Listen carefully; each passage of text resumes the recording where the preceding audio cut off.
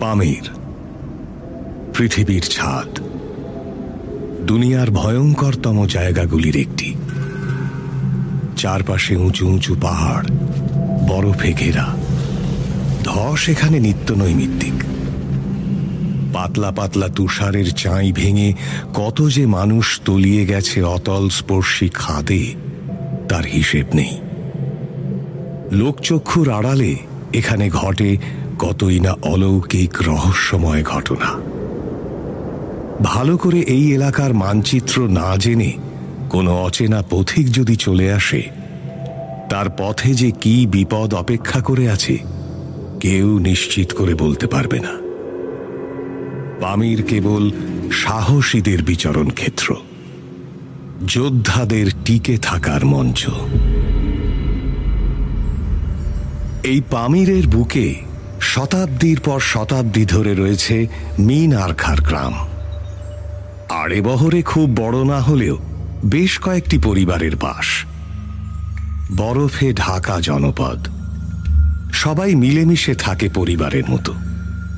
বাচ্চা থেকে বুড়ো সবাই বয়ে নিয়ে চলেছে মিন আরখারের প্রাচীন সংস্কৃতির নিশান। আজ এখানে একটা বিশেষ দিন। না, বাইরে যেরকম হিমেল হাওয়া বয়, আজ তার অন্যথা হয়নি। এই ধু ধু সাদার মাঝে লাগেনি কোনো রঙের পোঁচ। তাও সূর্য ডোবার পর মিন আরখারের প্রতিটি মানুষ জড়ো হয়েছে গাঁয়ের মাঝে। আগুন জ্বলছে দাউ দাউ। অশীতিপর গাঁও বুড়ো সেই জমায়েতের মধ্যমণি। গাঁও বুড়োর নাম উসমান।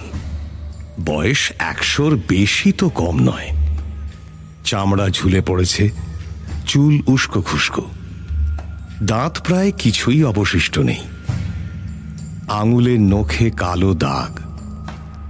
তবু মাঝে মাঝে ঘোলা চোখে এখনো তার লড়াকু মনোভাবের আগুন জ্বলে ওঠে। মোটা পোশাক খুললে দেখা যাবে সারা গায়ে ক্ষত। কখনো বাসমাচি, কখনো তুষার চিতার সঙ্গে লড়াইয়ের চিহ্ন। তাকে সবাই এই গাঁয়ে মানে, সমীহ করে।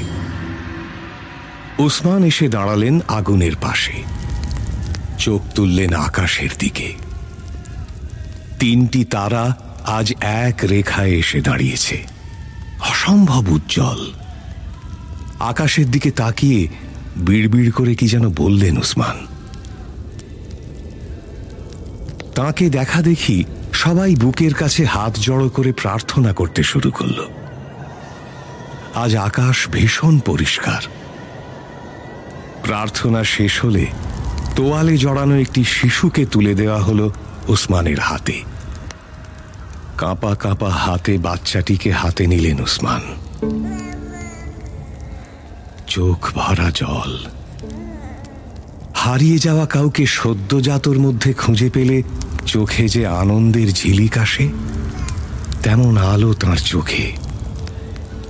2-1 মুহূর্ত বিরতি। তারপর বাচ্চাটিকে পরম মমতায় পেলব হাতে ওসমান তুলে ধরলেন 3টি তারার দিকে। আকাশ থেকে এক উজ্জ্বল নরম নীল আলো এসে পড়ল বাচ্চাটির গায়ে। যেন এই গাঁয়ের কোনো অদৃশ্য রক্ষাকর্তা গাঁয়ের নবীনতম সদস্যের কপালে এঁকে দিলেন জয় তিলক।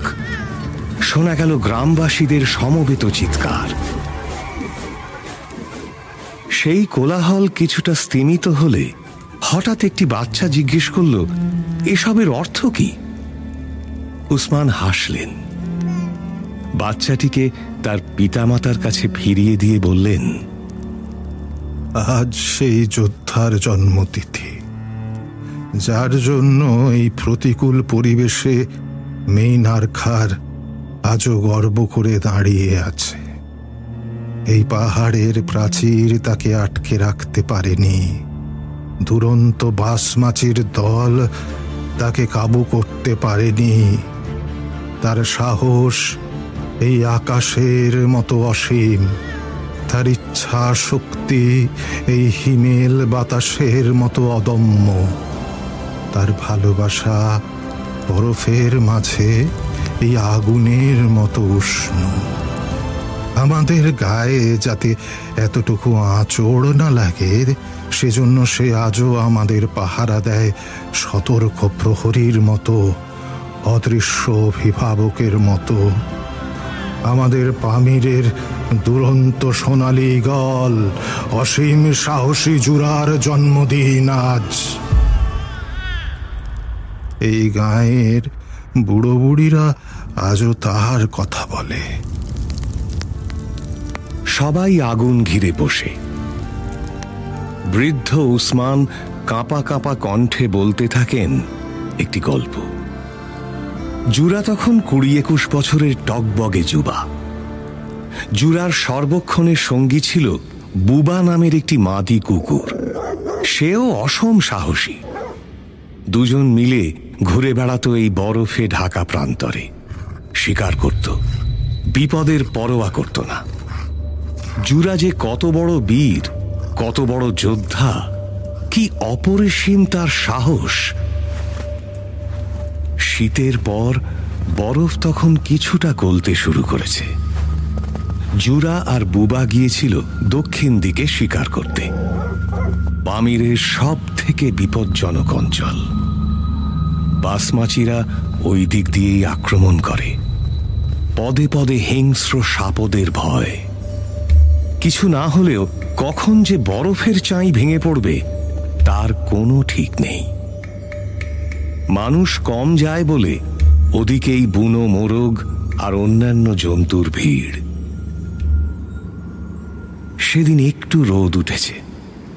কয়েকটা মোরগ মেরে টাই করে জমিয়ে রেখেছিল জুরা। বুবাকে পাহারা দিতে বসিয়ে গিয়েছিল আরো কয়েকটার সন্ধানে। জুরা নেই। বুবা অলসভাবে মাংস পাহারা দিচ্ছিল।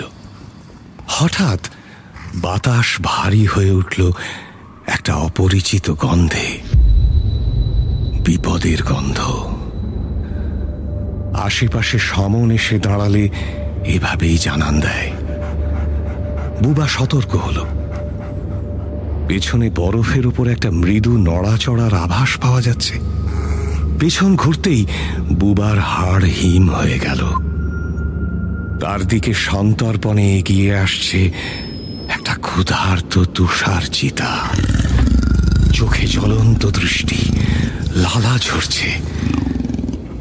বুবা সাহসী কুকুর, লড়াই না করে সে মরবে না। কিন্তু তার পা কাঁপছে। গলা দিয়ে অজান্তেই বেরিয়ে আসছে কুঁই কুঁই ডাক। জুরা কোথায়? এই নির্জন প্রান্তরে কে তাকে সাহায্য করবে? চিতাটা এগিয়ে আসছে ক্রমেই। তার দাঁতের ফাঁক দিয়ে গড়গড় শব্দটা স্পষ্ট ভেসে আসছে বুবার কানে। এবার চিতাটা লাফ মারবে। এবং সত্যি সত্যি সে লাফ মারল। কিন্তু চিতাটা লাফ মারতেই শূন্যে তাকে কিছু একটা আঘাত করল। চিতাটা ছিটকে পড়ে গেল 10 দূরে বরফের উপর। জুরা হাওয়ায় উড়ে একটা লাথি কষানোর পর 1 হাঁটু গেড়ে নেমেছে বরফের উপর।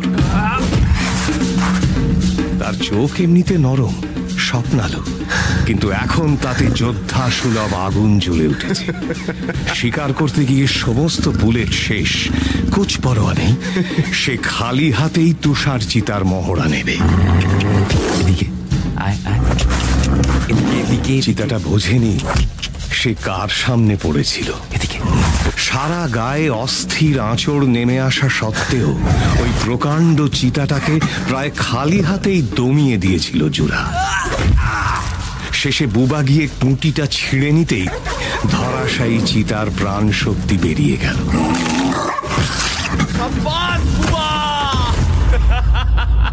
জুরার এলোমেলো চুলে বরফের গুঁড়ো। লড়াইয়ের জেরে নিঃশ্বাস প্রশ্বাস দ্রুত।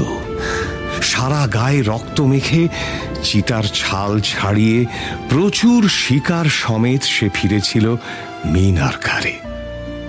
গায়ের বাচ্চা থেকে বুড়ো সবাই অবাক হয়ে গেল। এইটুকু ছেলের এত সাহস! বিকেলের সোনালি রোদ তখন তার চোখে মুখে এসে পড়েছে। সেই থেকে সবাই এক বাক্যে স্বীকার করল, এই ছেলেই মিন আরখারের দুরন্ত সোনালি ঈগল। এই ছেলেই বাসমাচিদের হাত থেকে, যে কোনো বিপদের হাত থেকে রক্ষা করবে তাদের। এ নিয়ে কারো কোনো সংশয় রইল না। সেই জুরার জীবনে সব থেকে বড় কৃতিত্ব দুরন্ত বাসমাচি ডাকাত ধুরন্ধর তাগাইকে হারানো। আমি সেই গল্প শুনেছিলাম জুরারি মুখ থেকে। এই গল্প আমাদের মিন আরখারের গর্ব, আমাদের বেঁচে থাকার কারণ। প্রজন্ম থেকে প্রজন্মে এই গল্প ছড়িয়ে যাওয়া উচিত। জুরার কথা আমাদের মনে রাখা উচিত। জুরা তো নেহাতি যোদ্ধা নয়, সে মিন আরখারের আত্মাও বটে। সে মিন আরখারের আত্মাও বটে।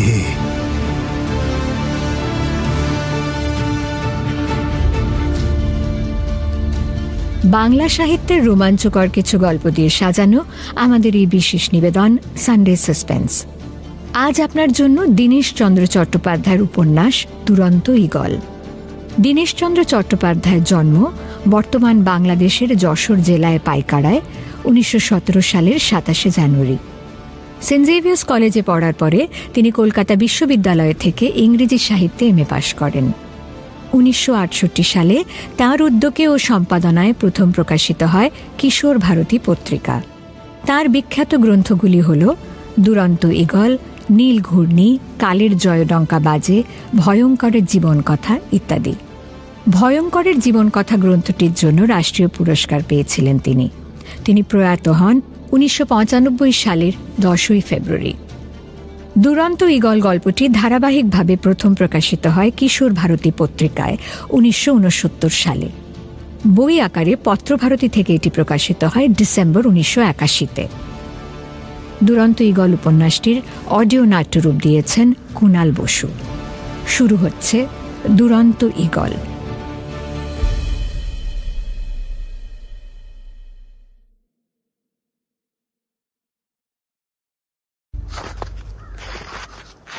বলো তো কুচাক, এই দুনিয়ায় তোমার সবচেয়ে কাছের কে? হ্যাঁ, আমার কাছের? এ আবার কেমন প্রশ্ন? তুই কি জানিস না আমার তিন কুলে কেউ নেই? না, তবু আমি শুনতে চাই। এই যেমন তুই আমার কাছের। অমনি মিথ্যে শুরু করলে কুচাক। যদি তাই হতো, কাল রাতে আমি ঘুমিয়ে পড়ার পরে একা একা গোটা মোরগটা শেষ করে দিতে না, একবার অন্তত ডাকতে। সে তো তুই নাক ডেকে ঘুমোচ্ছিলি, তখন ডেকে সাড়া পেলাম না। আর ওই মোরগটাও তখন আমায় এমন ডাকলো। আবার? আরে আমি নাক ডেকে ঘুমোই না। আচ্ছা একটা কথা বলো তো, তুমি বুবাকে একটাও টুকরো দিয়েছিলে? দিইনি, আবার একটা গোটা ঠ্যাং দিলাম তো। তুমি তাহলে কটা ঠ্যাং খেলে? আমি দুটো খেলাম। আচ্ছা, মোরগের তবে এখন গোটা 3-4 ঠ্যাং হচ্ছে। কি জানে হবে হয়তো। আমি তো শিকার করার পরে আর তাকাই না, তুমি তুলে তুলে আনো, আমি খেয়াল করিনি। তবে মোরগটা না ভালো ছিল না, নাকি ভালোই করেছিস। বুঝেছি। বুবাটাও ঠিকভাবে খেলো না। চলো এখন। না রে, সত্যি বলছি। জুরা, বলছি এবার তাঁবুটা কাটেনি? তুমি মাঝে মাঝে এমন হিসেব নিকেশ গুলিয়ে ফেলো না। আরে বাবা, এখনো সন্ধে হতে বাকি আছে। তাছাড়া শয়তানের নাক আসতে আরো কিছুক্ষণ দেরি আছে তো। শয়তানের নাক আসার ঠিক আগে বাঁদিকে যে পাহাড়টা উঠে গেছে, তার গুহাতেই কাটাতে পারবো আমরা রাতটা। আজকে আর তাঁবু খাটানোর দরকার পড়বে না। শয়তানের নাক তো এখন অনেক বাকি রে। তাহলে একটু বসে নি, দুখানা ছাগল কাঁধে করে নিয়ে কত হাঁটতে পারবো বল? আর মোরগের ওজনগুলো নয় বাদই দিলাম। বাহ! আর আমি নিজে তো 2টো ছাগল বইছো বলে ছোট ভেড়া 3টে মোরগ আমার কাছে দিয়ে দিলে। আমার অবস্থাটা দেখো একবার। দূর থেকে দেখলে মনে হবে ভেড়া ছাগলের শরীরগুলোর মধ্যে থেকে 2টো পা বেরিয়ে এসেছে, আর সেটাই হেঁটে চলে বেড়াচ্ছে। হ্যাঁ, হাবি যাবে কথা। আমি একটু বসলাম, আর পারছি না। আবার হাঁটছি। দাঁড়া তো। কুচাক আর কোনো কথাই শুনল না। বসেই পড়ল। কিছু পরে আমরা উঠে পড়লাম। সত্যি তখনও বেশ খানিকটা পথ বাকি ছিল শয়তানের নাকে পৌঁছতে। শয়তানের নাক নামটা কে দিয়েছিল জানি না, আমাদের গাঁও বুড়োও জানে না নিশ্চয়ই। জায়গাটা অদ্ভুত। যে পাহাড় ধরে এখন উঁচুতে উঠছি সেই পাহাড়েরই একটা খাঁজ সরু হয়ে মিশেছে পাশের পাহাড়ের সঙ্গে। তার নিচ দিয়ে প্রচণ্ড গতিতে বয়ে চলেছে পাহাড়ি নদী। মাথার উপরে ঝুঁকে এসেছে পাহাড়। খুব সন্তর্পণে হেঁটে পেরোতে হয় জায়গাটা, বিশেষ করে যখন আমরা গাঁয়ে শিকার করে ফিরি তখন তো বটেই। এক একজনের কাঁধে 2-3টে ছাগল, 6-7টা মোরগ মুরগি থাকে হামেশাই। গাঁয়ে বরফের মধ্যে বিশেষ পদ্ধতিতে আমরা কাঁচা মাংস জমিয়ে রাখি। সারা বছর ধরে একটু একটু করে তা বের করে রান্না করে খাওয়া হয়। রাত কাটাতে হলে এই অংশটা ঠিক আগেই কাটিয়ে নেওয়া ভালো। সামনের দিকের রাস্তাটা বেশ খানিকটা সরু, তাঁবু খাটানোর জায়গা নেই। তাছাড়া এটা পামির। তুষার চিতা, খুনে ভাল্লুক, বাসমাছি ডাকাত, শত্রু অনেক। উজবেক অঞ্চল থেকে বহু বছর আগে ছড়িয়ে পড়েছিল এই ডাকাতরা। পামিরের বিভিন্ন অঞ্চল তারা দখলও করেছে পরে। এই বাসমাছি ডাকাতদের কথা শুনলে পামিরের লোকজন ভয়ে কাঁপে। গুহা তাই তাঁবুর তুলনায় ঢের নিরাপদ। শেষমেশ বাজে বকতে বকতে আমরা পৌঁছে গেলাম শয়তানের নাকের ঠিক আগে, পাহাড়ের কোলে, গুহার মুখে। মাগো, পৌঁছলাম শেষ পর্যন্ত। বাঁচা গেল। সে না হয় এলাম, কিন্তু এখন গা এলিয়ে দিলে হবে না। রান্নার তোড়জোড় শুরু করো। কুচাক, আজ কি করবে? না ভাই, সবার আগে কুমিশে গলা ভেজাবো, একটু বিশ্রাম নেব, তারপর যা হওয়ার হবে। তাছাড়া রান্না বান্নার ব্যাপারটা তো তুই বলেইছিস, আমি যা বলবো তাই হবে।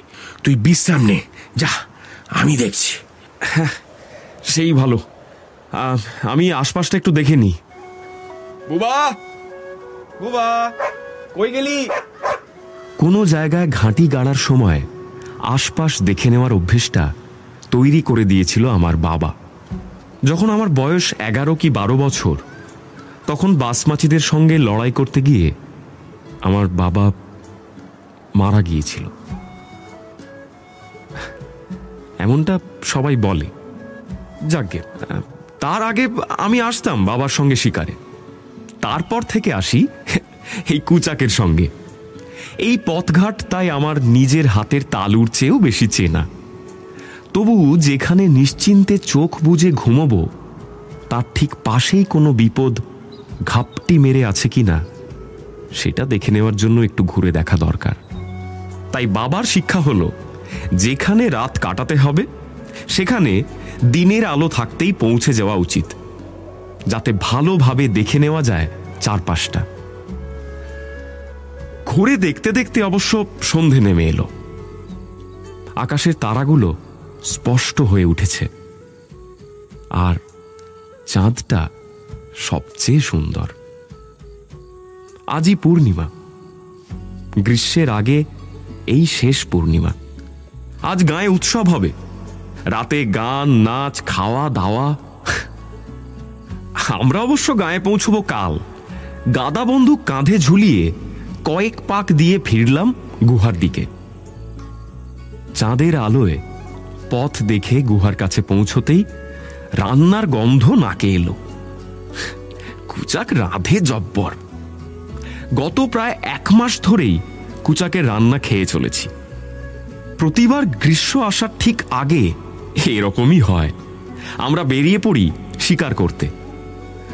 আমাদের গ্রামের আশপাশটা রুক্ষ, তাই বেশ কিছুটা দক্ষিণে অনেকটা নিচে নেমে সবুজে ঘেরা অংশটায় হানা দিই। ছাগল, ভেড়া, মুরগি শিকার করে আনি আমি। কুচাক সেই সময় সংগ্রহ করে মশলা। একটা দুটো নয়, সে অনেক রকমের মশলা। আমি সব নামও জানি না। সারা বছর ধরে ওই মশলাগুলো দিয়েই রান্না করে কুচাক। গাঁয়ের অনেকেই কুচাকের থেকে মশলা নেয়, কুচাকও ভালোবাসে মশলা বিলি করতে। তবে এবারের শিকার পর্বে বাড়তি পাওনা বলতে ফেরার পথে আবিষ্কার করলাম নতুন একটা সবুজ অঞ্চল, যেখানে প্রচুর ভেড়া ছাগল চড়ে, আর আছে একটা হ্রদ। গাঁয়ে সবাই খুশি হবে এই অঞ্চলটার কথা শুনলে, কারণ এই জায়গাটা গাঁয়ের অনেকটা কাছে। পরের বছর শিকার করতে গিয়ে এতদিন বাইরে কাটাতে হবে না, আর গ্রীষ্মে গাঁয়ের লোকজন এসে এই জলে ভালো করে স্নান করতে পারবে মাঝে মাঝে। শীতে তো এসবের বালাই থাকে না। বাহ, এই তো এসে গেছিস। কুমিস খাবি নাকি একটু, নাকি একেবারে মাংস? সব তৈরি। আগে চা, তারপরে মাংস। ওই স্বপ্ন দেখছিস নাকি? চা কোথায় পাবো? চীনে ব্যবসায়ী তো সে গত বছরে এসেছিল, তখন যেটুকু এনেছিল তাই ছিল সম্বল। এইবারে তো আর আসার সময় হয়নি ওদের, আর হয়তো মাস দুয়েক পরে আসবে। ততদিন চা কোথায় পাবো রে? এই নাকি তুমি জাদু জানো? হ্যাঁ, সব রান্না করতে পারো, তা যা আছে তা দিয়ে চা বানিয়ে দেখাও দেখি। এ আবার কি পাগলামি চাপলো রে বাবা। দাঁড়া দাঁড়া, তাহলে একটু ভাবতে দে। আমার কাছে আছে, আর তাছাড়া আচ্ছা আচ্ছা দাঁড়া দেখছি। অল্প কিছুক্ষণ পরে কুচাক যা বানিয়ে দিয়েছিল তা দুর্দান্ত। কি সব মশলা আর একটা পাতা মিশিয়ে তৈরি করেছিল। পাহাড়ি ছাগলের মাংসটাও রেঁধেছে জব্বর। সবটা অবশ্য আমরা খাইনি, বেশিরভাগটাই একটা মশলা মাখিয়ে রাখা থাকলো। গায়ে নিয়ে গিয়ে বরফের নিচে চালান করা হবে। এখন কুচাক ঘুমিয়ে পড়েছে। বুবা এখনো একটা হাড় নিয়ে লড়ে যাচ্ছে। আর কদিন পরেই বাচ্চা হবে বুবার, তাই এবারের শিকারে ওকে আমি নিয়ে আসতে চাইনি। কিন্তু কে শোনে কার কথা? এক দণ্ড আমাকে ছাড়া থাকবে না। আমার আবার চট করে ঘুম আসে না। গুহার সামনেটা থেকে এখন সাফ দেখা যাচ্ছে চাঁদটা, মাথার ঠিক ওপরে। জয়নাবও রাতে জেগে থাকলে অনেক সময় আকাশের দিকে তাকিয়ে থাকে। এই শিক্ষাটা আমি পেয়েছিলাম বাবারই কাছে। কোন তারা বছরের কোন সময়ে কোন দিকে থাকে তা দেখে কি করে রাস্তা চিনতে হয়, এই সব। আর আমি সেটা শিখিয়েছি জয়নাবকে। জয়নাব মানে আমার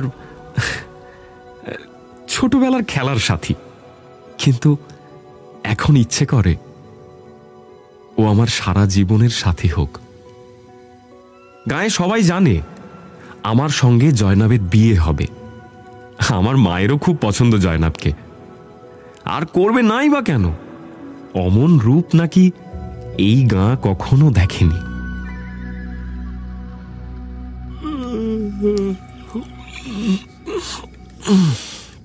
পরের দিন ভোরে যখন ঘুম ভাঙল, দেখলাম কুচাক অনেক কিছু গুছিয়ে ফেলেছে। আমাদের গাঁয়ে সবাই একটা নিয়ম মেনে চলে। অনেক দিনের জন্য কোথাও গেলে বেশি পরিমাণ হাঁটা হয় ভোরবেলায়, সূর্য ভালো করে ওঠার আগে। এই সময় সূর্যের তেজ থাকে না, সেই সঙ্গে পায়ের নিচের বরফও তখন শক্ত থাকে, ফলে হাঁটতে সুবিধা হয়। আমিও জিনিসপত্র সব গুছিয়ে নিয়ে বেরিয়ে পড়লাম। প্রথমেই পেরোতে হবে ভয়ঙ্কর সেই শয়তানের নাক, তারপর বেশ কিছুটা প্রায় সমতল। এরপরেই আমাদের গায়ে ওঠার জন্য চড়াই। সেই চড়াইয়ের সামনে পৌঁছেই থমকে দাঁড়ালাম। একটা সন্দেহ, আশঙ্কাই বলি, ঘিরে ধরল আমাকে। কুচাক, কিসের উপর দিয়ে হেঁটে আসছো খেয়াল করেছো? কেন? বরফ? কি বলছো কি? ভালো করে দেখো, বরফের উপরে স্পষ্ট ঘোড়ার খুরের দাগ, টাটকা। জলদি এসো কুচাক, আমার ভালো ঠেকছে না।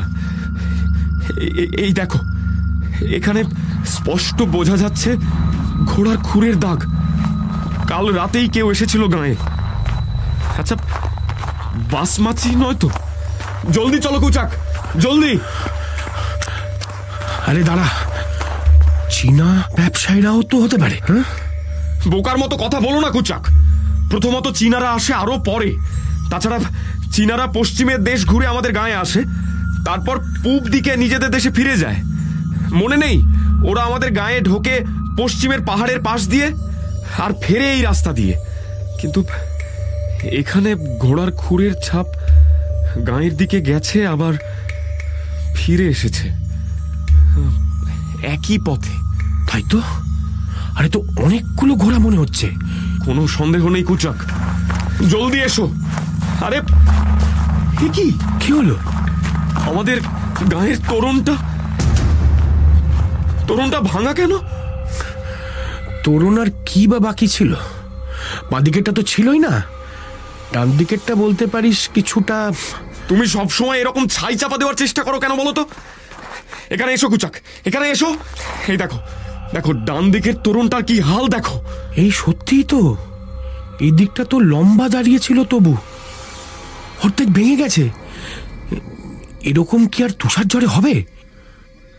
তুষার ধসও তো নামিনি দেখছি, তাহলে অনেক কিছুই অন্যরকম হতো।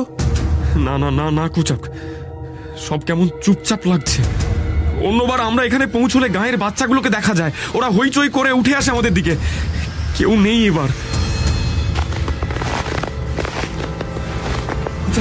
জলদি এসো, এদিকে এসো কুচাক।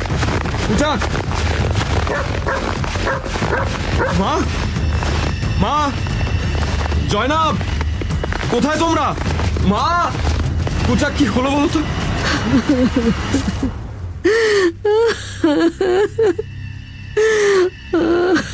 মা, মা কি হয়েছে? কি হয়েছে মা? তুমি কাঁদছো কেন বলো? আর সবাই কোথায়? জুড়া, এত দেরি করলি কেন? কি হয়েছে বলো মা? সব শেষ জুড়া। কাল কাল কাল কাল কি মা? পাঁচ মাছি এসছিল সন্ধ্যেবেলা। পাঁচ মাছি? কি করেছে ওরা? আর জয়নাব কোথায়? জয়নাব, মা, মা কাঁদছো কেন? তুমি বলো বলো মা, জয়নাব কোথায়? বলো মা, জয়নাব কোথায় মা? ওরা নিয়ে চলে গেছে জয়নাবকে।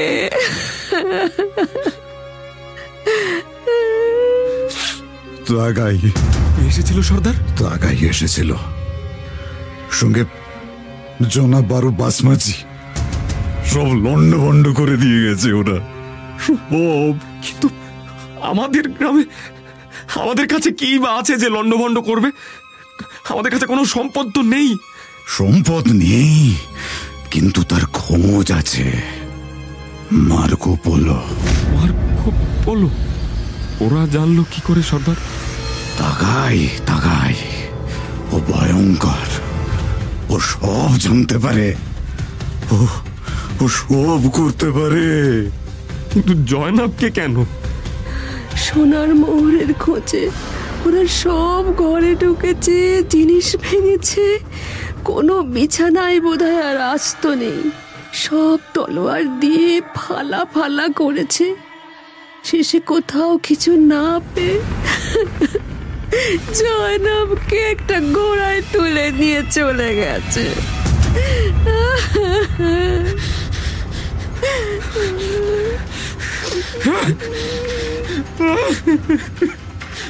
জুড়া, পাগলামি করিস না জুড়া। আরো গুলি বের করে দাও আমাকে। ওই ওই পাথরটার উপরে কোটরে রাখা ছিল গুলিগুলো, সব আমায় বের করে দাও, আমায় বের করে দাও। আমি এখনই বেরিয়ে পড়বো, এক্ষুনি। ওরা এখনো বেশি দূরে যায়নি এখনো। বুবা, কি বলছিস তুই? এই গাদা বন্দুক নিয়ে একা ওদের সঙ্গে লড়বি? বোকামি করিস না জুড়া। না, তুমি কোথাও যাবে না। 11 বছর আগে আমাদের গায়ের সেরা শিকারী, সবচেয়ে শক্তিশালী জোয়ান মরদকে আমরা হারিয়েছি। সেও এভাবেই তাগাইয়ের পেছনে দাওয়া করেছিল, আর কোনোদিন ফেরেনি। যাবে না, যাবে না, যাবে না, যাবে না তুমি। বাবার কথা বলে আমাকে আজ আর আটকাতে পারবে না সর্দার। জয়নাবকে নিয়ে গেছে তাগাই। আমি এখন ওদের ভয়ে গায়ে বসে হাত পা ছড়িয়ে কাঁদবো? আমিও দেখবো সর্দার, তাগাই কত বড় যোদ্ধা, আমারও নাম জুরা। সর্দার, তুমি এক্ষুনি বললে না গাঁয়ের সেরা শিকারী যোদ্ধা ছিল আমার বাবা? সেই বাবার ছেলে আমি জুরা। সর্দার, জুরা যাবে। কি বলছো তুমি আয়েশা মা? কি বললে? হ্যাঁ, জুরা যাবে জয়নাবকে ফিরিয়ে আনতে। ওর বাবা বেঁচে থাকলেও একই কথা বলতো। কোনোদিন সে বাসমাচিদের কাছে মাথা নোয়ায়নি, আজও নোয়াতো না। জুরা তাকাইকে শাস্তি দিলে তবেই শান্তি পাবে ওর বাবার আত্মা। তুই যা, যা জুরা। এই পথ দিয়ে ওরা ঘোড়া নিয়ে নেমেছে, সেটা বুঝতেই পেরেছি। তারপরে ওরা কোন দিকে যাবে সেটা খুঁজে বের করতে হবে। সারিকল, তাগাইদের ঘাঁটি সারিকলে। পামেরের এক প্রান্তে আছে উজবেকদের আস্তানা। উজবেকরা ওখানেই একটা জনপদ তৈরি করেছিল বহু বছর আগে। এখন পাসমাচিরা তার দখল নিয়েছে। তুমি চেনো? কতদিন আগে গিয়েছিলাম খেয়াল নেই। তাগাইদের দাপট তখনও শুরু হয়নি। তুমি চলো আমার সঙ্গে। আমি যাবো তোর সঙ্গে। একা মানুষ আমি, কোনো টান নেই। আর তোকে একা ছেড়ে দিতে পারবো আমি, কিন্তু এভাবে গেলে তো হবে না। আরো আরো বন্দুক চাই, ঘোড়া চাই।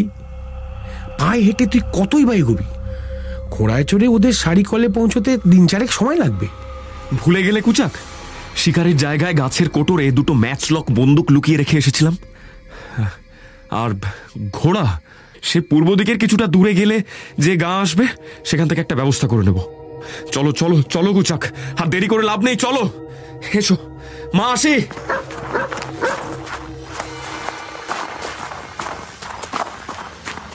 গাঁ থেকে যখন আমি, কুচাক আর বুবা নামার রাস্তা ধরলাম, পিছনে মা তখন দাঁড়িয়ে কাঁদছিল। হয়তো মনে করছে এই শেষ দেখা দেখছে ছেলেকে। সর্দার ইস্কান্দারও বেবাক। তার ঘোলাটে সাংঘাতিক বুড়ো দুটো চোখ দেখে বোঝার উপায় নেই চোখে জল আছে কিনা। এখন সকাল। আমার লক্ষ্য আজকের মধ্যে কাছাকাছি জনপদে পৌঁছানো। তার আগে শিকারের জায়গা থেকে বন্দুক দুটো নিতে হবে। ঘোড়া কিনতে ওই দুটো বন্দুকই সওদা করতে হবে। কুচাক সঙ্গে নিয়েছে কিছু রান্না করা মাংস আর অনেক রকমের মশলা। কিছু শিকার করা মোরগও সঙ্গে থাকলো।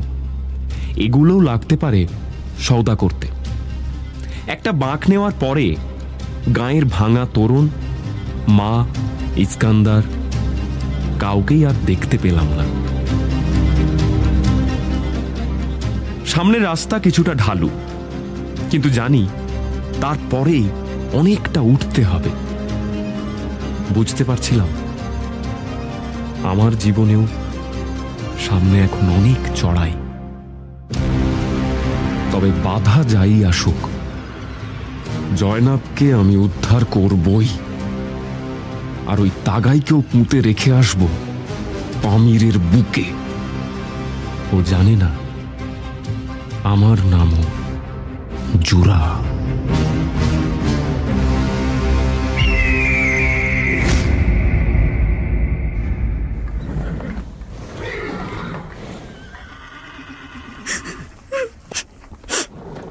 এতটা পথ এলাম জয়নাব, এই চুপটি করে ছিলে। আমি তো ভাবছি বাবা কি বাধ্য মেয়ে। আর দেখো এখন হঠাৎ এখানে এসে কি কাণ্ড করছো। এত জেদ কেউ করে? নামটা এত মিষ্টি, স্বভাবটাও তেমন থাকলে ভালো না? হ্যাঁ, আমার কেন এরকম করে? আমি ছেড়ে দাও। কি আবার কেমন করে? তুমি বাচ্চা মেয়ে, অত শত বুঝবে না তুমি। কেন আমি তোমাদের গাঁয়ে গেলাম, কেন জোর করে তোমায় তুলে আনলাম? অবশ্য না, বুঝবে না কেন? আলবাত বুঝবে। তোমায় তুলে আনলাম কারণ তোমাকে আমার খুব ভালো লেগেছে। তোমার আমাকে ভালো লাগেনি? হ্যাঁ হ্যাঁ, আমাকে ছেড়ে দাও না। দূর বোকা, ছেড়ে দাও। কি বলছো দেখি? হ্যাঁ শোনো, ফালতু জেদ করো না, অনেকটা পথ যাওয়া বাকি। নাও খেয়ে নাও, তারপর একটু বিশ্রাম করবে আবার। হ্যাঁ, আমি কোথাও যাব না। জয়নাব জানো, আশেপাশের অনেক গ্রামে শুনেছি ছোট বাচ্চা থেকে বুড়ো ভগবানকে ভয় না পাক, ভূতকে না পাক, তাগাইয়ের কথা শুনলে নড়ে যায়। তোমাদের গ্রামে এরম হয় না? হ্যাঁ হ্যাঁ জয়নাব, অন্য কেউ এভাবে খাবারের থালা ছুঁড়ে ফেলে দিলে আমি রেয়াত করতাম না, কিন্তু তুমি ঠিক আছে। আচ্ছা, আর বাড়াবাড়ি করো না, তোমায় আরেকটা থালা দিতে বলছি। উৎপাত করো না, হ্যাঁ? খেয়ে নাও। শুধু তোমায় নিয়ে বসে থাকলে তো আমার হবে না, কেমন? আর একটা কথা শোনো, বুঝে নাও, কিছুদিনেই বিয়ে হবে তোমার। আমার আরো 2জন বউ আছে, ওখানে গিয়ে সব করো না, ঠিক আছে? আমি খাবার দিতে বলছি।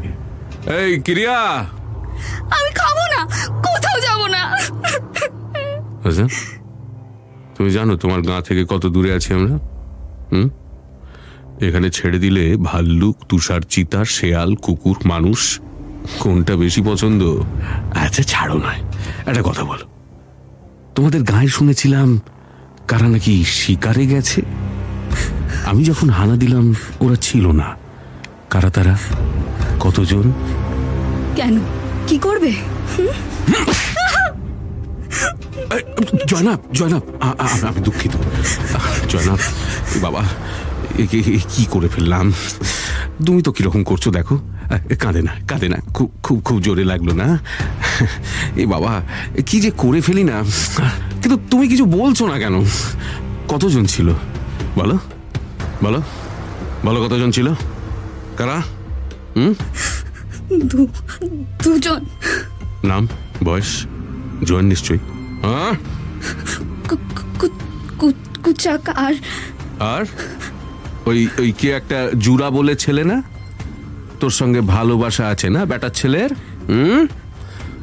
না না না, ভালো ভালো ভালো, তোকে দেখে কার না না, কিন্তু সেসব ঠিক আছে। তবে তোর বা তোদের গ্রামের মূর্খগুলোর যদি মনে হয় ও তাগাইকে হারাবে, আচ্ছা আচ্ছা, হারানো ভুলে যা, আমার সামনে এসে দাঁড়ানোর স্পর্ধা করবে, কি বলবো বলতো, হাসিও পাচ্ছে না। তুমি জুড়াকে চেনো না? আর চিনতে চাই তো, তাগাইকে হারানোর স্বপ্ন দেখে যে, তাকে চিনবই তো। কিন্তু একটা কথা বল, তুই না হয় আমায় নিয়ে কিছুই জানিস না, ও জানে না। বহু বছর আগে সেই উজবেক দেশ থেকে বাবা কাকাদের সঙ্গে আমি সারিকলে এসেছিলাম প্রথমবার, নিছক লুটপাট করতে। তখন আমার বয়স 18-19 হবে। তার 3 বছরের মধ্যে নিজের দল নিয়ে ফিরে এসেছিলাম সারিকলে। সেবার পুরোপুরি দখল করে নি শহরটা। তারপর ধীরে ধীরে এই পামিরের প্রতিটা পাথরে আমার নাম লিখেছি। প্রতিটা মানুষ আমার ভয়ে কাঁপে। আমি না বললে উটো জল না খেয়ে থাকে। ওই সারিকলই আমার আস্তানা, সেখানেই আমার মহল, সেখানেই আমার 2জন বউয়ের সঙ্গে তুমিও থাকবে, বুঝেছ? নাও, আবার দিতে বলছি খাবার, খেয়ে নাও। হ্যাঁ সর্দার, সর্দার, আমি যখন ভেতরে থাকবো ডাকতে বারণ করেছিলাম না চির? সর্দার মাফ করুন, কিন্তু কি হয়েছে? ঈশোককে পাঠিয়েছিলেন রাঙ্কুলে জমিদারদের থেকে সোনাদানা নিয়ে আসার জন্য। হ্যাঁ, তো ঈশোক ওখানে লাল ফৌজের সঙ্গে হাত মিলিয়ে নিয়েছিল। কি? ওর সঙ্গে তো আরো 5 জন ছিল। ওরাই ধরে ফেলেছে বিশ্বাসঘাতকটাকে, নিয়ে এসেছে। সর্দার, সর্দার, আমি আমি আমি আমি কিছু করিনি সর্দার। সর্দার বিনা কারণে আমাকে ধরেছে। আমি আমি আমি তো লাল ফৌজের থেকে খবর খবর খবর বের করছিলাম সর্দার, খবর। না সর্দার, আমরা এখন কোথায় আছি, এরপরে কোথায় যাব সেই খবর দিচ্ছিল। তখনই ধরা পড়ে যায়। যাকে খবর দিচ্ছিল সে পালিয়ে গেছে। না না না না না, এসব মিথ্যে কথা, মিথ্যে কথা সর্দার। আমি ওদের যার সঙ্গে কথা হচ্ছিল তার নাম কি? মুসা মুসা মুসা সর্দার। সর্দার না না না সর্দার, না, আমি আমি বিশ্বাসঘাতকতা করিনি সর্দার। লাল ফৌজের থেকে কোনো খবর কি আমি আনতে বলেছিলাম? হ্যাঁ, সেই কাজটা কার কোথায় করতে গিয়েছিলি? না, আমার আসলে মনে হয়েছিল ওরা রাঙ্কুলে কি করতে চাইছে সেটা জানবো। আমি বিশ্বাসঘাতকতা করিনি সর্দার, করিনি আমি। নিজে বুদ্ধি খাটিয়ে কাজ করবি। কতবার বলেছি, যেটুকু বলছি শুধু সেটুকুই। এত চলে তোর মাথা? সর্দার আমাকে দে না, তোর মাথাটা। আমাকে দে না। না সর্দার, না।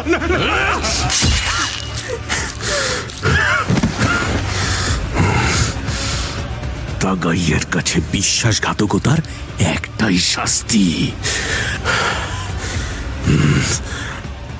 ও চির, ভেতরে জয়নাবকে আরেকটা থালা একটু খাবার দিয়ে দাও তো জলদি। হ্যাঁ, বেচারি না খেয়ে রয়েছে। হ্যাঁ,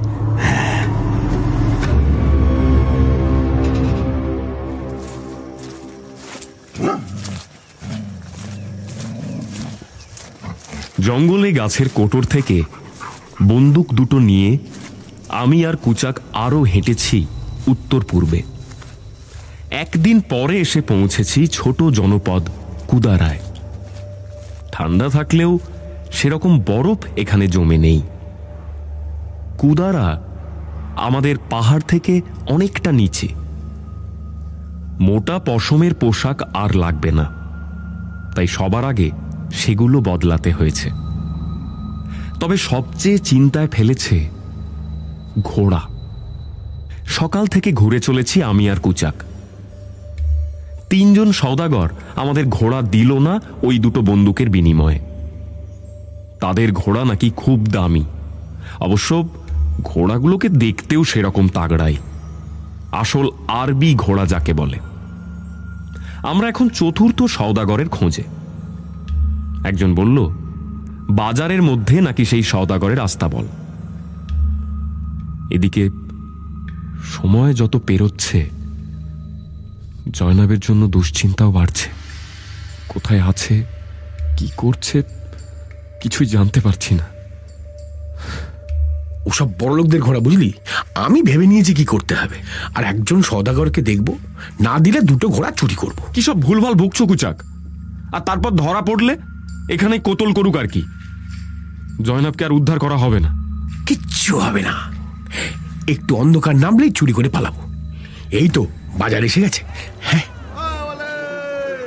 এখন কুচাক ঘোড়া নিয়ে দরাদরি করছে। 3বার সওদাগরদের সঙ্গে কথা বলে আমি ব্যর্থ। এবার তাই কুচাককে এগিয়ে দিয়েছি। দেখি ওর বলায় কাজ হয় কিনা। একটা সন্দেহ হঠাৎ মাথাছাড়া দিয়েছে কিছুক্ষণ আগে। মনে হচ্ছে 2 জন লোক আমাদের পিছু নিয়েছে। 3য় সওদাগরের কাছে যাওয়ার সময় থেকেই দেখছি। কিছু আগেও চোখে পড়ল, আবার এখন। দূরে একটা থামওয়ালা বাড়ির দাওয়া, নিশ্চয়ই বড়লোক কারোর বাড়ি। সেই থামের আড়ালে 2 জন বসে আমাদের দিকেই তাকিয়েছিল। আমি পিছনে ফিরতেই নিজেদের মধ্যে কথা বলতে শুরু করলো। কিন্তু কেন? নিজেকে প্রশ্নটা করার সঙ্গে সঙ্গে উত্তরটা আমার মাথায় খেলে গেল। তাহলে কি আমরা সঠিক পথেই আছি? সওদাগরদের কাছে ঘোড়া ছাড়াও আরো একটা ব্যাপারে আমরা জিজ্ঞাসা করেছিলাম, বাসমাচি আর তাগাই। 2য় সওদাগরটার কাছে যখন জিজ্ঞাসা করলাম আমরা, তখন একজন খেঁদা নাকের লোক মনে হচ্ছিল আমাদের কথা শুনছে। ওই সওদাগরও ব্যাপারটা আঁচ করে কোণের দিকে টেনে নিয়ে যায় আমাদের। কিন্তু ততক্ষণে হয়তো সেই লোকটা বুঝে ফেলেছিল আমরা কি জানতে চাইছি। এখন যারা থামের আড়ালে বসে আছে, আমি স্পষ্ট সেই খেঁদা নাকের লোকটাকে ওদের মধ্যে দেখলাম। কয়েকটা তথ্য অবশ্য জানা গিয়েছিল ওই সওদাগরের থেকে, যেমন বাসমাচিরা এই জনপদে ঢোকেনি, তাগাইও না। তবে জনপদের বাইরে তাদের কাফেলা থেমেছিল। তাগাইয়ের কয়েকজন সাগরেদ জনপদে এসেছিল কিছু জিনিসপত্র কিনতে। তবে সব কিছুর জন্য দাম তারা মেটায় না, কেড়ে কুড়েও নেয়। পশ্চিম দিকে যাওয়ার সময় তাগাইয়ের বাহিনী এখানে এক সওদাগরের কাছে কয়েকটা উট রেখে গিয়েছিল। ফেরার সময় তা ফেরত নিয়ে গেছে, যার অর্থ এখান থেকে সারিকলের দিকেই যাবে তাগাইয়ের কাফেলা। কারণ যাওয়ার পথে একটা মরুভূমি পেরোতে হয়, উট সেই জন্যই।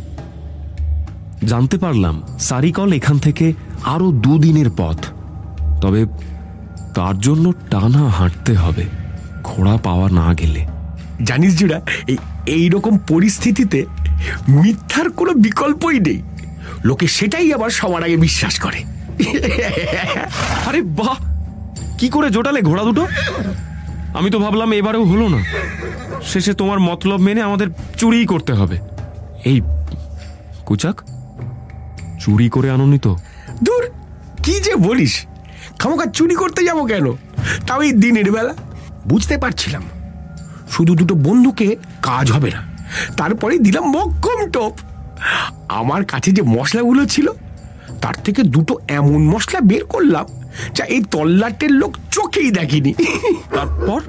আরে বুবা, বুবা থাম বুবা, এই ঘোড়া দুটো এখন এখন এখন থেকে আমাদের সঙ্গেই থাকবে। তুমি বলো, তুমি থাম থাম বুবা। বললাম এর একটা মশলা শরীরের সব জ্বালা জুড়বে, আর অন্যটা যৌবন ধরে রাখবে। এই যৌবন ধরে রাখার কথা বলতেই না ওই আদমুড়ো লোকটার চোখগুলো জ্বলে উঠল। ব্যাস, জাদু হয়ে গেল যেন। বের করে দিল দুটো ঘোড়া। এই তো এই দেখ দেখ। পারো বটে কুচাক, তাহলে আর কি, চলো বেরিয়ে পড়ি। আরে দাঁড়া দাঁড়া, কিছু খাবার নিতে হবে তো। রয়েছে তো আমাদের সঙ্গে মাংস, দরকার পড়লে শিকার করা যাবে। না, শুধু তাতে হবে না, সামনে মরুভূমি বেরোতে হবে, জল নেবার পাত্র নিতে হবে, কিছু শুকনো ফল নিতে হবে। মরুভূমিতে মাংস খারাপও হয়ে যেতে পারে। ওই সওদাগরের কাছ থেকেই জানলাম কিভাবে কোন খাবারটা নিতে হয়, কোনটা নিলে লাভ হয় আর কোনটা নিলে লাভ হয় না। তবে চলো, আর একটা কথা। আবার কি? কুচাককে বললাম আমার সন্দেহের কথা, শুনেই কুচাক ঘাবড়ে গেল। তাহলে কি করবো এখন? কি আবার করব, আমরা আমাদের মতো যাব। দুটো বন্দুক সওদায় কাজে লেগেছে, কিন্তু এখনো আমারটা তো আছে। কিন্তু তোর এই গাদা বন্দুকটা যে কত পুরনো তারই তো ঠিক নেই। পুরনো কি নতুন তাতে কিচ্ছু যায় আসে না কুচাক। আমি দেখি দুটো জিনিস, বন্দুকটা চলে তো আর গুলি আছে তো, ব্যাস, তাহলেই চলবে। আমার কাছে হিসেব পরিষ্কার, একটা গুলি, একটা বদমাস, খেল খতম। সে আমি জানি, এত বছর শিকারে যাচ্ছি তোর সঙ্গে, নিশানা নিয়ে কোনো প্রশ্নই নেই। তবু কি জানিস, রাইফেলের সামনে এই গাদা বন্দুক কতক্ষণ টিকবে, সেটাই আমার ভয়। ওদের কাছে রাইফেল থাকতে পারে। আরে তুমি চলো তো, ওরাও তো আছে মাত্র 2 জন। তাছাড়া আমাদের লক্ষ্য তো এখন অনেক বড়। ভুলে যেও না, আমরা তাগায়ের সঙ্গে লড়াই করতে যাচ্ছি। আর এখন এই 2 জন চুনোপুটিকে ভয় পেলে চলবে? ভয় পেও না কুচাক, আমি আছি তো। জনপদটা ছেড়ে চলেছি সারিকলের দিকে। আমি আর কুচাক দুটো ঘোড়ায়, পাশে হাঁটছে বুবা। ওকে দেখে মনে হচ্ছে খুব তাড়াতাড়ি ওর বাচ্চা হবে। কিছুক্ষণ ঘোড়ায় তুলে নিয়েছিলাম, পরে নিজেই হাঁচড় পাঁচড় করে নেমে গেল। ঘোড়া ব্যাপারটা ওর শুরু থেকেই না পছন্দ, সেটা বুঝতে পারছি। আরো কিছু দূরে যাওয়ার পরে আমার আশঙ্কা সত্যি হলো। অনেকটা পিছনে দেখতে পেলাম 2 জন ঘোড়সাওয়ার, তাদের কাঁধে রাইফেল। হ্যাঁ, রাইফেলই। কুচাকের কথা ঠিক, 2 জনের মধ্যে একজন সেই খেদা নাকের লোকটা। ওরা বাসমাছি না হয়ে যায় না। মরুভূমি শুরু হতে এখনো দেরি আছে। পথের আশেপাশে গাছপালা যথেষ্ট। একটা জায়গায় বেশি গাছপালা দেখে ঠিক করলাম 2 ঘোড়া আর বুবাকে নিয়ে লুকোবো সেই গাছগুলোর আড়ালে। সেটাই করলাম। অপেক্ষা করতে থাকলাম বাসমাছি 2 জনের। কুচাক তার মধ্যেই জিজ্ঞাসা করছিল, ওরা যদি বাসমাছি না হয়? সেটা যে আমিও ভাবিনি তা নয়, ধরে বেঁধে জিজ্ঞাসা করার চেষ্টা তো অন্তত একবার করতে হবে। কতক্ষণ আর পিছন থেকে শত্রু আক্রমণ করতে পারে এই ভাবনা নিয়ে পথ চলা যায়? কিন্তু ওরা এখনো সামনের রাস্তায় পৌঁছলো না কেন? আসলে শত্রুরা এলো সেই পেছন থেকেই। ঘাপটি মেরে বসেছিলাম আমরা দুজনের অপেক্ষায়। হঠাৎ বুবা ডেকে উঠল প্রচন্ড জোরে। পিছনে ফিরতেই দেখি দুটো বন্দুকের নল আমার আর কুচাকের দিকে তাক করা। সেই খেঁদা নাকের লোকটা আর একজন বেটে মতো লোক, তাদের মুখে নিষ্ঠুর হাসি। বুবাকে ধরে রাখলাম কষে। বাধা দিতে গেলে হয়তো ওকেই গুলি করে দেবে। কে তোমরা কি চাই? বাসমাচিরা যে বিশেষ কথাবার্তার ধার ধারে না সেটা বুঝলাম ওদের কথায়। বলল ওরা বুঝতে পেরেছে আমরা কারা, তাই আমাদের মেরে তাগাইকে গিয়ে খবর দেবে। সঙ্গে আমাদের মাথা দুটোও নাকি কেটে নিয়ে যাবে, যাতে ওদের সর্দার জয়নাবকে দেখিয়ে নিশ্চিত হতে পারে তার গাঁয়েরই লোক আমরা। কুচাক ভয় পাচ্ছিল ওদের কথায়, বুঝতে পারছিলাম। আমি তখনও খুঁজছি কিভাবে নিস্তার পাব। বুবা প্রচন্ড রাগে গড়গড় করে চলেছে। শেষ পর্যন্ত ঝুঁকিটা নিতেই হলো। বুবার ঘাটটা ছেড়ে দিলাম। কয়েক পা দৌড়েই প্রকাণ্ড লাফে ও কামড়াতে গেল বেটে লোকটার হাতে। প্রচন্ড জোরে কোঁকিয়ে উঠল সে। এক ঝটকায় আমি কাঁধ থেকে বন্দুকটা নামিয়ে গুলি করলাম খেদা নাকের লোকটাকে লক্ষ্য করে। বুবার আক্রমণ দেখে একটু হকচকিয়ে গেছিল। যতক্ষণে বুঝতে পারলো আমি গুলি করছি ততক্ষণে ওর বুকে গুলি লেগে ছিটকে পড়েছে। ওদিকে বেটে লোকটাকে বুবা পুরোপুরি কামড়াতে পারেনি, কিন্তু তার বন্দুকটা পড়ে গেছে। লোকটা বন্দুকটা কুড়োনোর চেষ্টাই করলো না। কোমরে গোঁজা খাপ থেকে একটা ছোরা বের করে চালিয়ে দিল বুবাকে লক্ষ্য করে। বোধহয় লাগলো একটু। এমন ধস্তাধস্তি চলছে, গুলিও চালাতে পারছি না। কুচাক নিজের ছোরাটা বের করে দৌড়ে গেল। বেটে লোকটা বুবার মুখে বারবার সজোরে লাথি মেরেই চলল। কুচাক পিছনে, আমি বন্দুক তাক করে চালালাম, কিন্তু ফাঁকা আওয়াজ, গুলি বেরোলো না। লোকটা নিজের ঘোড়ায় উঠে পালিয়ে গেল। খেদা নাকের লোকটা আর ওঠেনি। কুচাক তার দিকে দৌড়লো, আর আমি মাটিতে পড়ে থাকা বুবার দিকে। কাছে যেতেই বুঝলাম বুবা সাংঘাতিক জখম হয়েছে। গলার ঠিক নিচে ছোড়ার আঘাতে ফালা ফালা হয়ে গেছে। এই জন্যই লাথিটা খেয়ে আর উঠতে পারেনি বুবা। গল গল করে রক্ত ঝরছে তখন। কিন্তু হে কি, ছিটকে পড়ার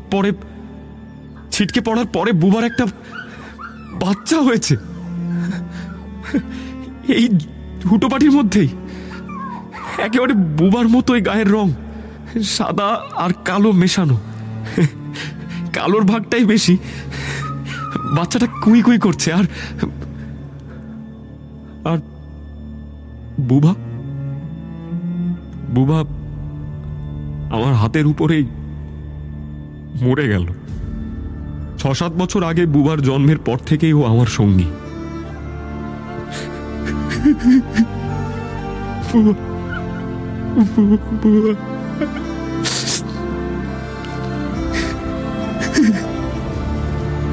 জয়নাবকে তুলে নিয়ে যাওয়া,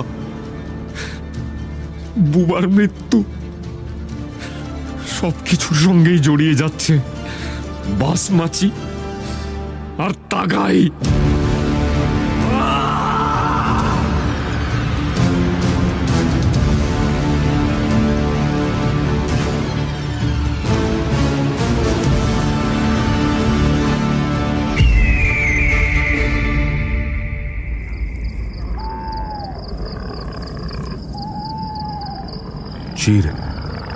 এর একটা হেস্তনেস্ত করতেই হবে।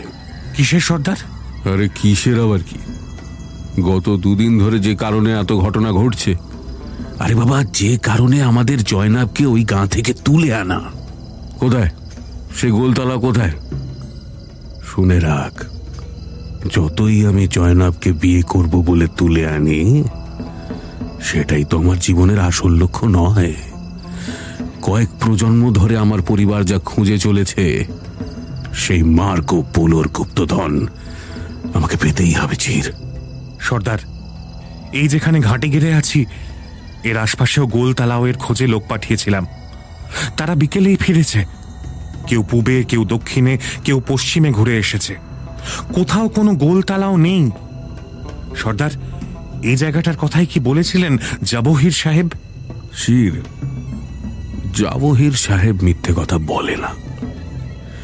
পামিরের পর্বত অঞ্চলে ওই গোলতালাও নেই। আমার বাবা অনেকদিন আগে ওই অঞ্চল চষে ফেলেছিল। গোলতালাও খুঁজতে গিয়েই বাবা প্রথম মিন আরখার গ্রামের সন্ধান পেয়েছিল। কয়েকটা লোক সেখানে জবুথবু হয়ে বাস করে। কোনো শিক্ষা দীক্ষা নেই, আধুনিক কোনো কিছুর ব্যবহার জানে না। বাবার কাছেই প্রথম ওই গ্রামের নাম শুনি। বাবা মারা যাওয়ার কয়েকদিন আগে হঠাৎ জানালো ওই গ্রামের লোকের জানা থাকতে পারে মার্কো পোলোর সম্পদ কোথায় আছে। তখন এতটাই শরীর খারাপ বাবার যে আর কিছুই বলতে পারিনি। কেন ওরা জানবে তার কোনো ব্যাখ্যাও পাইনি। সেই জন্য গিয়ে দেখলাম, কিছুই লাভ হলো না। কিন্তু এটা বাবা অনেক আগেই বলেছিল, গোটা পর্বত অঞ্চলে গোলতালাও নেই। কিন্তু এই অঞ্চলেও তো পেলাম না। জাবহির সাহেব আমাকে স্পষ্ট করে বলেছিল, সারিকলে ঢোকার আগে যেখান থেকে মরুভূমি শুরু হয় তার আগে যে শেষ পাহাড় তার 10 ক্রোশের মধ্যে থাকবে গোলতালাও। কিন্তু জাবহির সাহেব বলতে পারেননি কোন দিকে। সর্দার, একটা কথা জিজ্ঞাসা করব? মার্কো পোলোর গুপ্তধন কি সত্যি আছে? প্রায় 600 বছর আগে মার্কো পোলো এই অঞ্চল পেরিয়ে চীনে গিয়েছিল। তার নিজের সঙ্গের লোকেরা যেমন ছিল, তেমনি স্থানীয় কিছু লোককেও নিজের কাফেলায় জায়গা দিয়েছিল, ওই ফরমাইশ খাটানোর জন্য আর কি। আমারই এক পূর্বপুরুষ সঙ্গী হয় মার্কো পোলোর কাফেলার। ইউরোপ থেকে পামির আসার পথে বেশ কিছু ধন সম্পদ জড়ো হয়েছিল তার সঙ্গে। মার্কো পোলো মনে করে অতটা বয়ে নিয়ে যাওয়া নিরাপদ নয়, তাই এই অঞ্চল পেরোনোর সময় মাটির নিচে এক গুহায় তার বেশিরভাগ সম্পদ পুঁতে দেয়, আর সেটা ছিল একটা গোল তালাওয়ের কাছে।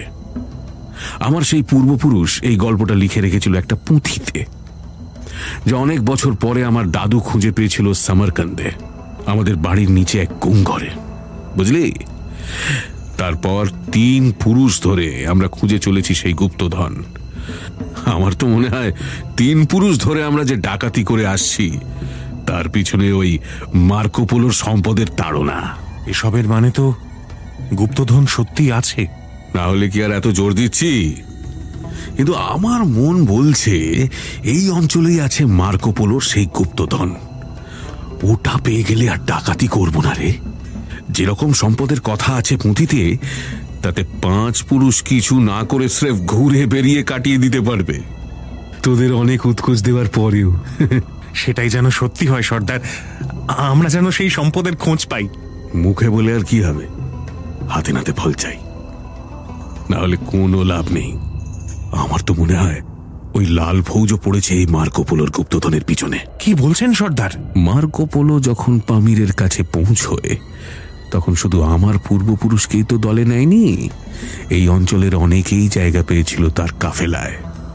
তাই গুপ্তধনের ব্যাপারে সেই সময় জানতে পেরেছিল অনেকেই, এবং তারা এও জানে শেষ পর্যন্ত মার্কো পোলো সেই সম্পদ উদ্ধার করেনি। তবে সম্পদ লুকিয়ে রাখার একেবারে সঠিক জায়গাটা জানত না অনেকে, কারণ খুব বিশ্বস্ত 3-4 জনকে নিয়েই নাকি সেগুলো পোঁতার ব্যবস্থা করা হয়েছিল। কিন্তু ওই পূর্বপুরুষের পুঁথিতে গোল তালাওয়ের উল্লেখ স্পষ্ট। আমার চিন্তা, মার্কো পোলোর কাফেলার সঙ্গী যারা হয়েছিল তাদের কতজনের বংশধর এই গুপ্তধনের কথা জানে। জাবহির সাহেব আলাদাভাবেই এই সম্পদের কথা জানে, আমি যেমন জানি। আর কি কি? এ তো খুব কঠিন সর্দার। পামিরে ঢোকার সময় মার্কো পোলো স্থানীয়দের নিজের দলে নিলে তার মধ্যে উজবেক, তাজিক, তুর্কি অনেকেই থাকতে পারে। এমনকি সেই সময় রুশ অঞ্চলের বাসিন্দাদের 2-1 জন থাকলেও অবাক হওয়ার কিছু নেই। ইদানিং লাল ফৌজের পামির অঞ্চলে বাড়বাড়ন্ত দেখে তো আমার সে কথাই মনে হচ্ছে। না হলে এরকম ভাবে গ্রামের পর গ্রাম ওরা দখল করছে কোন লক্ষ্যে? সোভিয়েত দেশের লাগোয়া সব গ্রামেই তো ওরা ঢুকে পড়েছে। জমিদাররা এত ভয় পাচ্ছে কেন ওদের? কিছুই বুঝতে পারছি না। শুনেছি সোভিয়েত দেশে অনেক বিপ্লবী তৈরি হয়েছে।